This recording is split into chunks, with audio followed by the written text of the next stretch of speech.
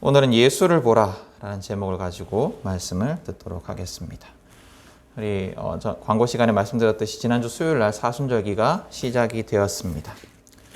사순절기에는 총 6개의 주일이 있습니다. 6번의 주일이 있는데 마지막 주일인 종려주일 전 5주 동안 우리가 함께 히브리서 말씀을 좀 이번에 묵상해 보고자 합니다.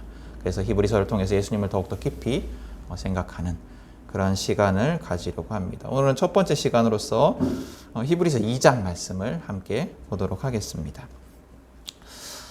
지난주 이제 저희 교회가 속한 노회라는 데가 있습니다.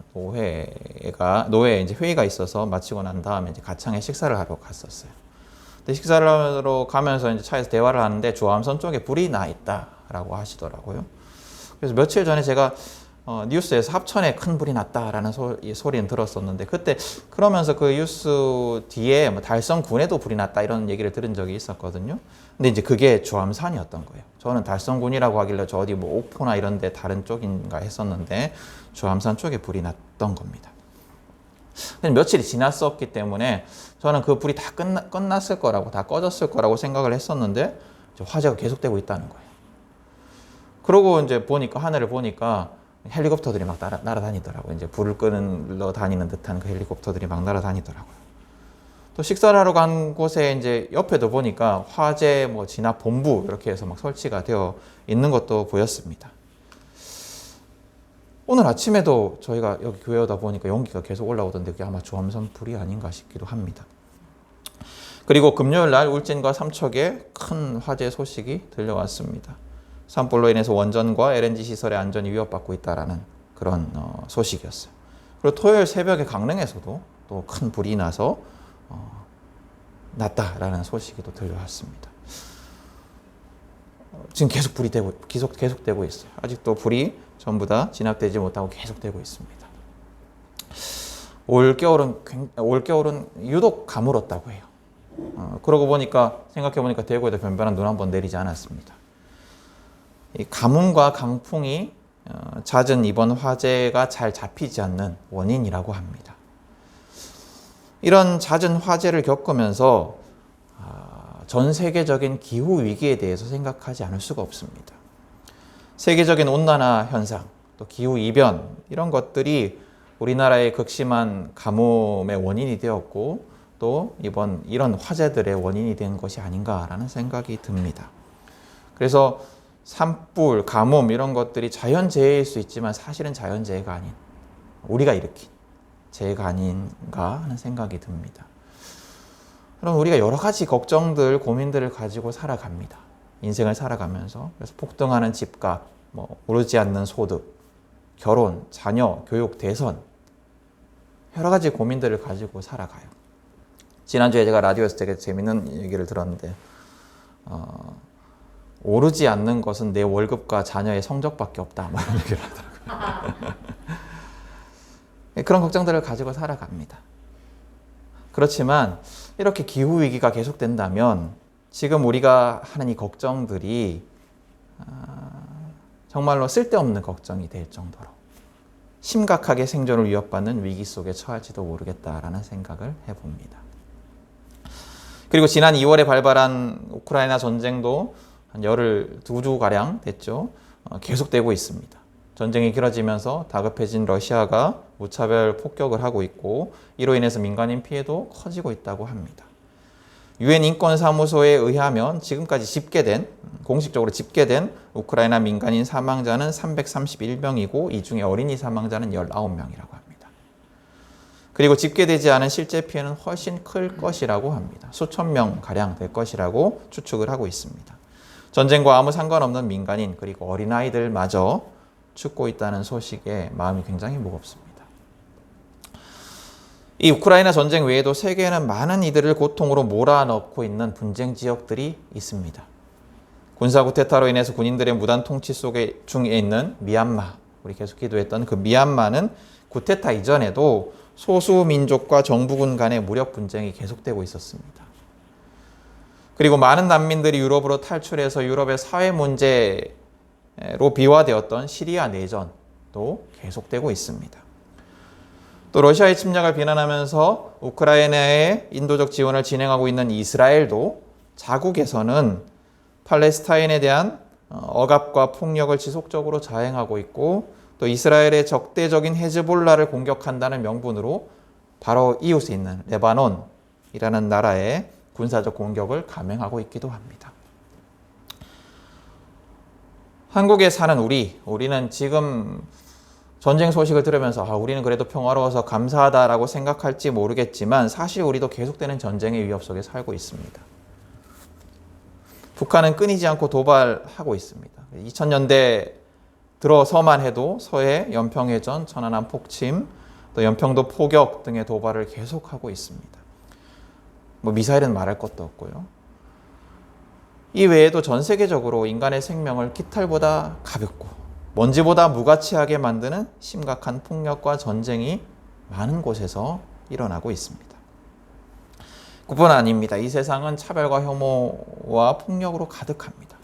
여러 번 설교 시간에 제가 말씀드렸듯이, 또 여러 가지 사례들을 들어 말씀드렸듯이, 우리나라에서도 또 선진국이라고 하는 나라들에서도 여러 가지 이유로 차별과 혐오와 폭력이 자행되고 있고, 그로 인해서 많은 이들이 인간으로서의 존엄성을 보장받지 못하고 살아가고 있습니다.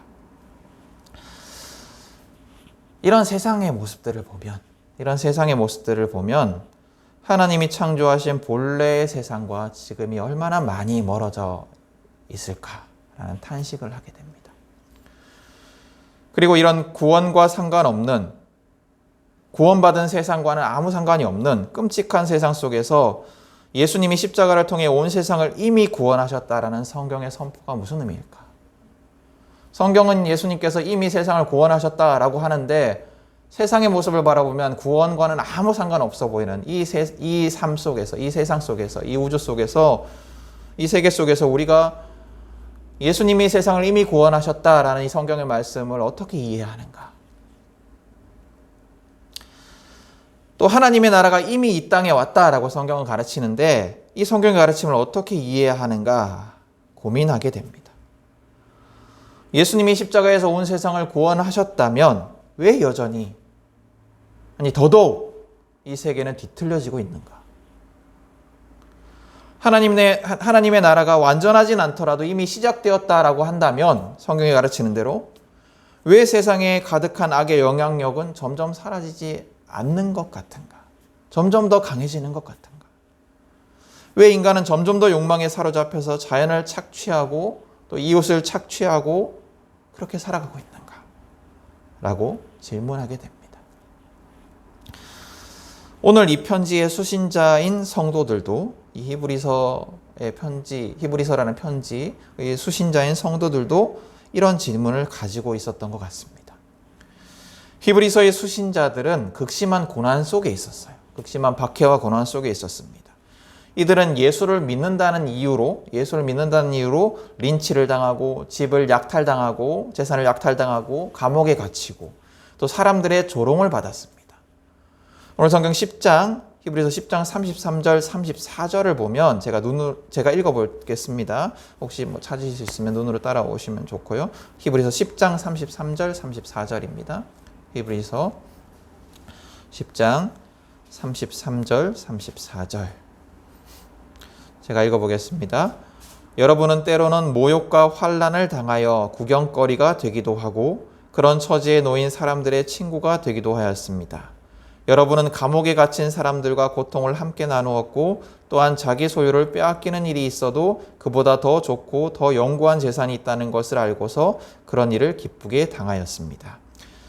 지금 히브리서를 쓴 이 사람이 이 서를 읽는 성도들을 칭찬하면서 이렇게 얘기를 하고 있지만 이 칭찬에는 그들의 고난이 담겨져 있어요. 그들은 모욕과 환난을 당했고 그들은 구경거리가 되었고 그들은 감옥에 갇혔고 자기 소유를 빼앗겼고 이런 고난 속에 있었습니다. 이런 위기 속에서, 이런 박해 속에서 그들 중에 어떤 이들은 신앙을 버리기도 했고 또 어떤 이들은 적당히 타협하면서 신앙생활을 하도록 유혹받기도 했습니다. 이들이 예수에 대한 믿음을 잃지 않고 살아가려고 하면 할수록, 정말 예수님의 뜻대로 살아가려고 하면 할수록 상황이 나아져야 하는데 우리가 예수님의 뜻대로 살아가려고 하기 때문에 그런데 예수님이 지켜주셔서 우리의 상황이 더 나아져야 하는데 상황은 오히려 더 악화되었습니다. 여러분 우리가 주님의 뜻대로 살아가면 우리의 삶이 형통할 것이다. 우리의 삶에 복이 있을 것이다 라고 기대하지 않습니까? 하나님 우리를 지켜주실 것이다. 예수님 우리를 지켜주실 것이다 라고 기대하지 않습니까? 그러나 그들의 상황은 그렇지 못했어요. 예수를 따라 살아가려고 하면 할수록 그들의 삶은 더 어려워졌습니다. 여러분 우리는 어떻습니까? 오늘 성경은 아까 성경 읽으실 때 어떤 이들이 이렇게 말했다라고 하면서 인용을 하고 있는데 이게 시편 8편 말씀이거든요. 이 시편 8편 말씀에 보면 인자라는 단어가 등장합니다. 근데 이 인자라는 단어는 두 가지 의미로 해석을 할 수가 있습니다. 그냥 사람으로 해석할 수도 있고 또 예수님으로 해석할 수도 있어요. 그런 것들을 고려해서 보면 이중적으로 오늘 성경을 이해를 할 수가 있는데 하나님은 인간을 잠시 동안 천사들보다 못하게 창조하셨습니다. 잠시 동안 천사들보다 못하게. 우리는 천사라고 하면 어떤 이미지를 가지고 있을까요? 우리가 가지고 있는 이미지보다 당시 사람들이 가지고 있던 천사들에 대한 이미지는 훨씬 더 강력하고 더 능력 있는 이미지였습니다. 당시 사람들에게 천사는 하나님, 놀라우신 위엄과 능력을 가진 하나님, 인간이 절대 범접할 수 없는 하나님, 그 놀라운 하나님의 뜻을 전달하는 전달자로서 인간과는 비교할 수 없는 매우 두려운 신적 존재였습니다. 그래서 성경에 보면 그 천사들이 나타날 때 사람들의 반응이 나오는데 막 굉장히 두려워하면서 나를 떠나가 달라고 막 요청을 하고 막 무릎을 꿇고 이런 모습들이 나옵니다. 그만큼 두려운, 그만큼 아주 인간과는 비교할 수 없는 정말로 놀라운 신적 존재였어요. 근데 7절부터 보시면 하나님은 사람을 그 위대한 천사보다 더 좋게 창조하셨지만 잠시 동안 낮추셨다라고 얘기를 해요. 또 사람은 영광과 존귀의 면류관을 쓴 존재다. 영광과 존귀의 면류관을 쓴 존재다라고 또 얘기를 하고 있습니다. 그리고 8절에 보면 만물을 사람의 복종 아래 두셨다라고 얘기를 하고 있습니다. 다시 말하면 하나님 나라에서 인간은 그 위대하고 놀라운 천사보다 더 나은 존재이고 또 영광스럽고 존귀한 존재이며 세상을 다스리는 존재예요. 그렇다면 예수를 믿고 하나님 나라의 삶을 시작한 우리는 아직 하나님 나라가 완성되진 않았으니까 완전하진 않더라도 그와 비슷한 존재가 되어야 되지 않겠습니까? 그와 비슷한 존재가 되어야 되지 않겠습니까? 그러나 여러분 어떻습니까? 우리의 삶이 어떻습니까? 오늘 성경이 설명하는 그 위대한 존재, 그 천사보다 더 나은 존재, 그 존귀와 영광을 가진 존재, 세상을 다스리는 존재, 그 위대한 존재와 저와 여러분이 조금이라도 같습니까?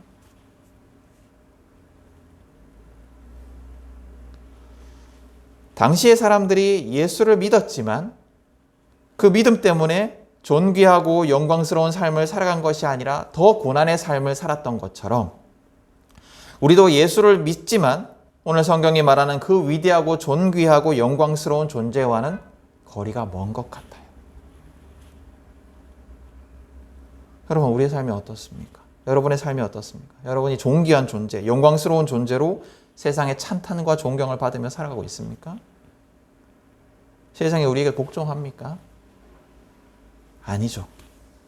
우리는 조롱당하고 무시당하고 세상으로부터 위협받으며 도리어 세상에 복종하며 살아가고 있는 것 같습니다. 또 이 인자라는 단어는 아까 사람으로 해석했지만 예수님으로 해석할 수도 있어요. 예수님은 세상을 구원하기 위해 잠시 동안 인간의 몸으로 천사보다 못하게 되셨습니다.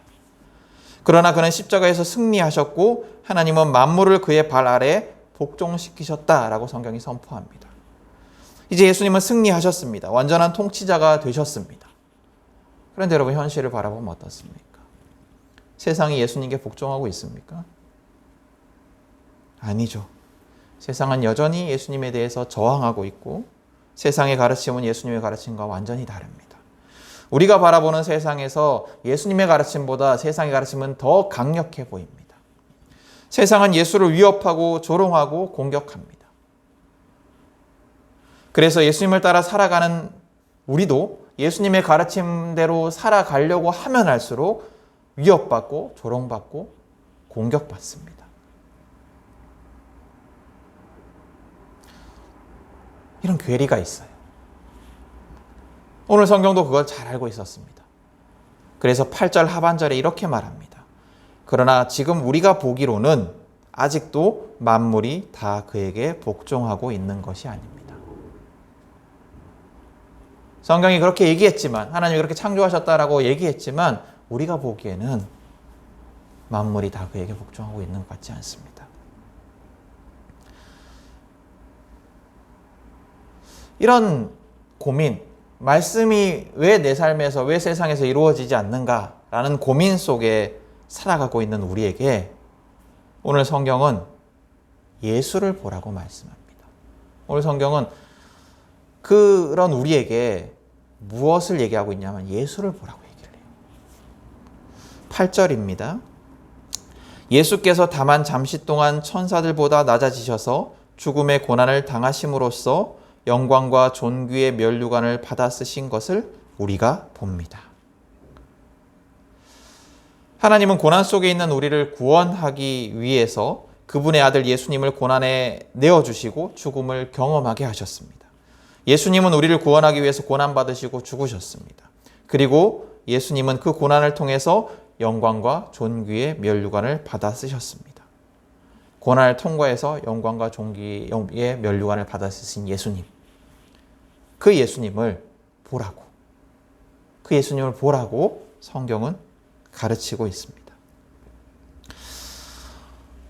고난 속에 있는, 그래서 고민 속에 있는, 그래서 여러 가지 혼란 속에 있는 성도들에게 오늘 성경은 고난을 통과해서 영광과 존귀의 면류관을 쓴 예수를 바라보라 라고 얘기를 하고 있는 거예요.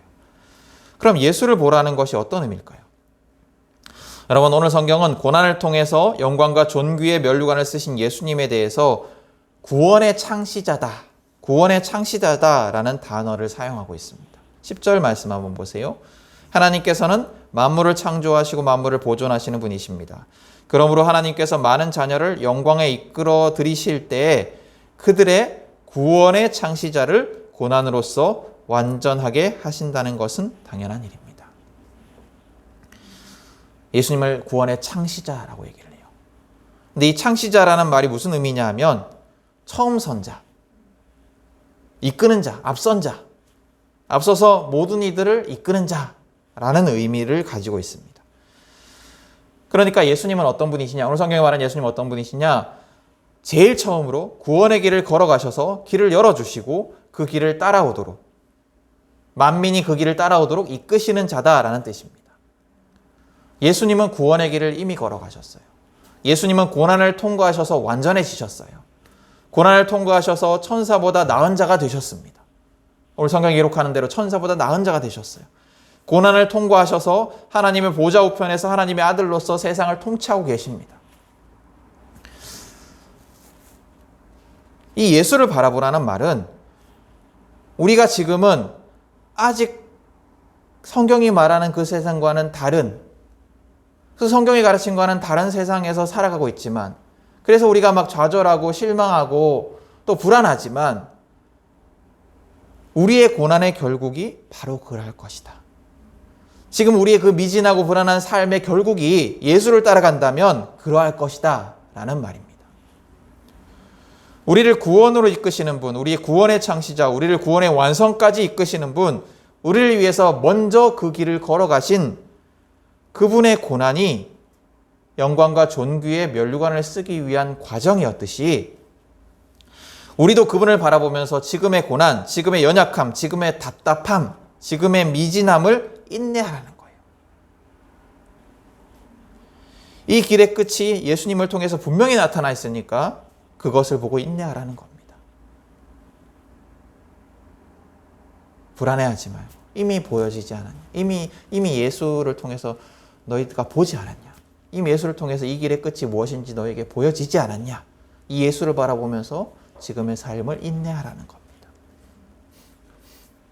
여러분, 우리는 이 답답한 세상 속에서 예수를 바라보며 인내해야 합니다. 예수를 바라보며 지금의 삶을 인내해야 해요. 그렇다면 여러분, 우리가 어떻게 예수를 바라볼 수 있을까요? 예수를 볼 수 있을까요? 바로 예배와 말씀과 기도입니다. 우리는 매주 예배를 통해서 말씀으로 나아와야지 예수를 볼 수 있습니다. 하나님이 임재하시는 예배, 하나님이 우리를 만나주시는 예배 속에 나와서 예수님을 바라보고 예수님을 기억하고 예수님을 생각할 수가 있습니다. 예배를 통해서 우리가 그렇게 할 수가 있어요. 여러분, 솔직하게 우리가 일상생활 속에서 예수를 계속 생각할 수는 없습니다. 예수를 잊을 수밖에 없어요. 여러분의 주중의 삶 속에서 예수님을 잊을 수밖에 없어요. 언제나 예수를 생각할 수는 없습니다. 언제나 예수를 바라볼 수 없어요. 그래서 예배가 중요해요.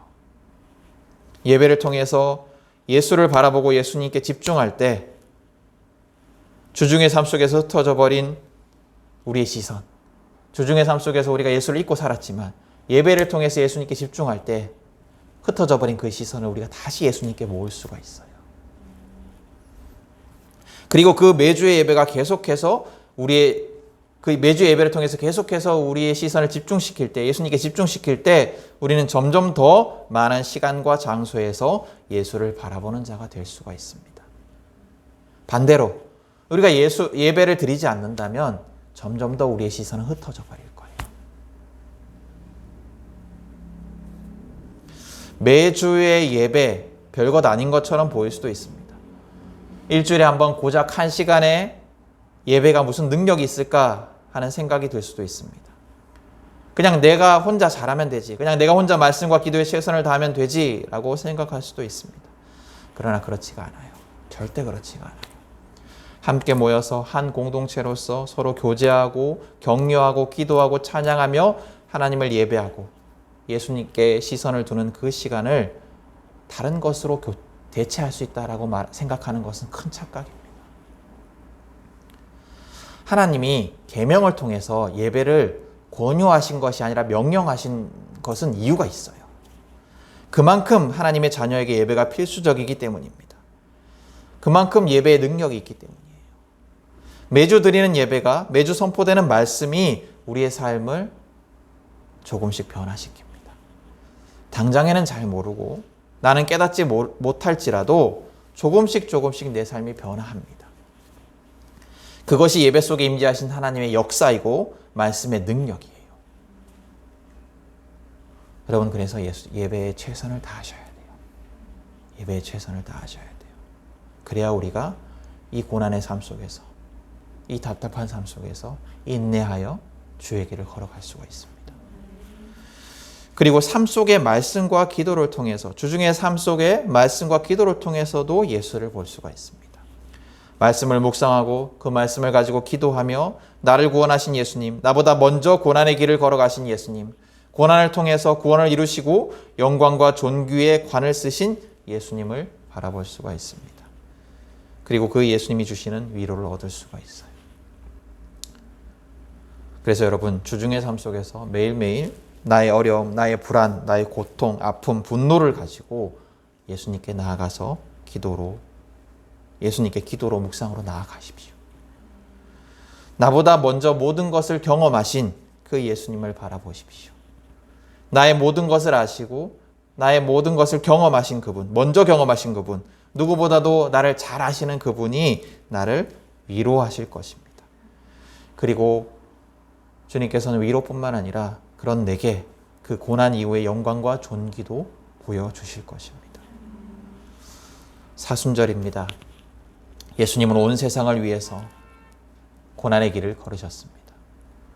그분의 고난은 온 세상을 구원하는 고난이었습니다. 그분의 고난은 뒤틀려진 세상을 회복시키는 고난이었습니다. 이미 그분이 걸어가셨습니다. 우리는 지금 걷고 있는 이 길의 끝을 이미 압니다. 예수님이 이미 걸으셨기 때문이에요. 예수님이 이미 보여주셨기 때문이에요. 이미 결론을 아는 그 길, 이미 결론을 아는 그 길을 우리는 지금 걸어갑니다. 잠시 흔들릴 수 있어요. 잠시 불안할 수 있어요. 괴로울 수 있어요. 용기를 잃을 수 있습니다. 그러나 그때마다 이미 이 길을 걸어가신 예수를 바라보십시오. 이미 이 길을 걸으시고 이 길 끝에 부어질 그 영광 중에 계시는 예수님을 바라보십시오. 이미 이 길을 걸으시고 다시 나와 함께 이 길을 걷고 계시는 그 예수님을 바라보십시오. 여러분, 우리가 걷는 이 길의 끝은 존귀와 영광입니다. 여러분, 예수를 따라가는 삶이 힘드십니까? 내 삶에 변화가 없는 것 같아 지치십니까? 세상의 삶이 너무 힘들고 무거워서 지치십니까? 다 지쳐서 그냥 편하게 내 멋대로 살고 싶으십니까? 여러분, 예배를 통해서 말씀과 기도를 통해서 예수를 바라보십시오. 예수를 기억하십시오. 그리고 그분과 함께 이 길을 걸어가십시오. 이 길의 끝은 반드시 영광과 존귀가 가득할 것입니다. 예수님이 이미 보여주지 않으셨습니까? 영광 중에 하나님의 보좌 우편에 앉으신 주님이 이미 이 길의 끝에 영광을 보여주지 않으셨습니까? 끝까지 예수를 바라보십시오. 끝까지 주님과 동행하십시오. 그렇게 예수를 보며 이 길을 걸어서 영광과 존귀의 면류관을 쓸 우리 모두가 될 수 있기를 축복합니다.